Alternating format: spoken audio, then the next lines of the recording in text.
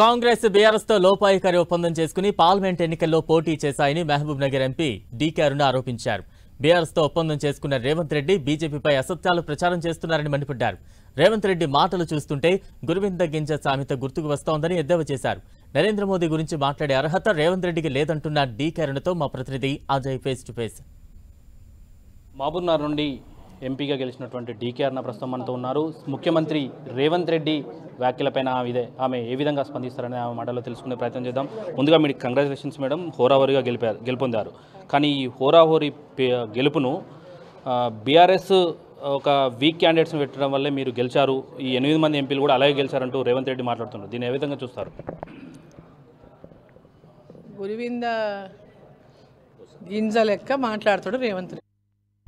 గురువింద గింజకు తన కింద ఉన్న మచ్చ తెలియదు, ఇతరుల గురించి మాట్లాడుతుంటాడు. సో ఆయన ఫస్ట్ మాట్లాడడం నేర్చుకోవాలి. ఒక ముఖ్యమంత్రి స్థాయిలో ఉన్నటువంటి ఏ విధంగా మాట్లాడాలో నేర్చుకోవాలి. ఇప్పుడు ఆయన మొన్న అధికారంలోకి ఎట్లొచ్చిండు టీఆర్ఎస్ పార్టీతోన కుమ్ముక్కయిండు కాబట్టి అధికారంలోకి వచ్చిండు. వాళ్ళు కుమ్ముక్కై భారతీయ జనతా పార్టీని బ్లేమ్ చేసిండు.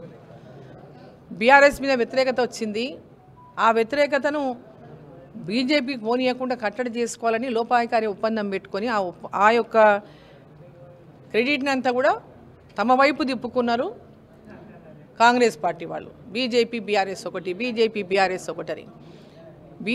బీఆర్ఎస్ మీద ఉన్న వ్యతిరేకత అంతా తమ వైపు తిప్పుకోవాలనేటువంటి లక్ష్యంతో ఆ టార్గెట్ చేసి మాట్లాడి గెలిచి అధికారంలోకి వచ్చింది కాంగ్రెస్ పార్టీ. ఈరోజు వాళ్ళు మాట్లాడుతున్నారు అంటే ఈరోజు ఓటు వేసినటువంటి ఓటర్లను అవమానిస్తున్నట్టే. ఈయన మీకెట్లా జనాలు ఓట్లు వేసిండో మీరు అధికారంలోకి రావాలని, అదేవిధంగా ఇక్కడ నరేంద్ర మోదీ గారు గెలవాలని ఓట్లు వేసిండు. ఈరోజు నరేంద్ర మోదీ గారు ప్రధానమంత్రి మళ్ళీ కావాలని ఓట్లు వేసిండు. మహబూబ్ నగర్లో డీకే అరుణమ్మ గెలవాలని ఓటేసిండు. అంతే తప్ప మీరు ఇష్టం వచ్చినట్టు నీ యొక్క అసమర్థతను సమర్థించుకునేటటువంటి ప్రయత్నం చేయడం అనేది రేవంత్ రెడ్డి గారికి సమంజసం. నరేంద్ర మోదీ ఫేస్ చూపించి మీరు ఓట్లు అడిగారు, 400 సీట్లు వస్తాయని మీరు చెప్పారు. కానీ ఆ స్థాయిలో సీట్లు రాలేదు ఎన్డీఏకి, 300 కూడా దాటిన పరిస్థితి లేదు.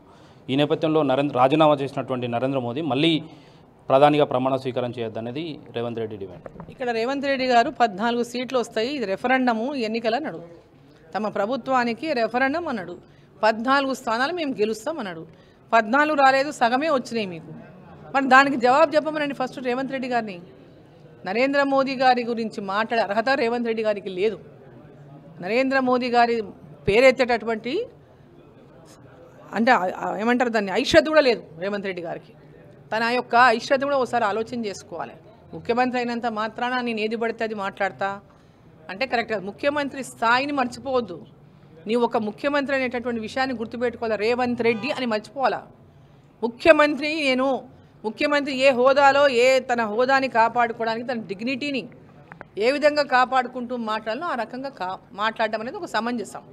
అంతేగాని ఆయన నోటికొచ్చినట్లు మాట్లాడి నేను హీరోని అయిపోతా, కేసీఆర్ ఎట్లయితే మోదీ గారిని తిట్టి నేను పెద్ద గొప్ప నాయకుడిని దేశవ్యాప్తంగా అని చెప్పుకున్నాడో, నేను అట్లా తిడితేనే గొప్ప నాయకుని. నాకు ఫస్ట్ నుంచి అలవాటు రేవంత్ రెడ్డికి.